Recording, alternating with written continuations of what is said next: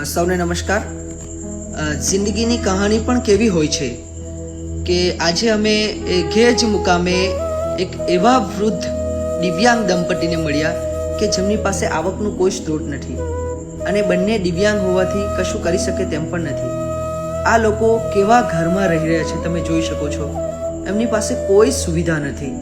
આપણે આવી જિંદગીની કલ્પના પણ ન કરી શકીએ એવી જિંદગી આ લોકો જીવી રહ્યા છે.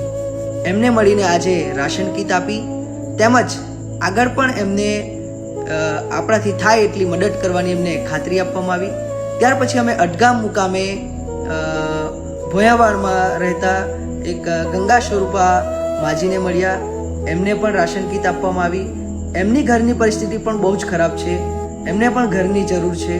અને ત્યાર પછી અમે અડગામ રોજા સાંવર ફળિયામાં નીરુબેનને મળ્યા જેનું આપણે હમણાં જ ઘર બનાવ્યું છે. સૌનો આભાર.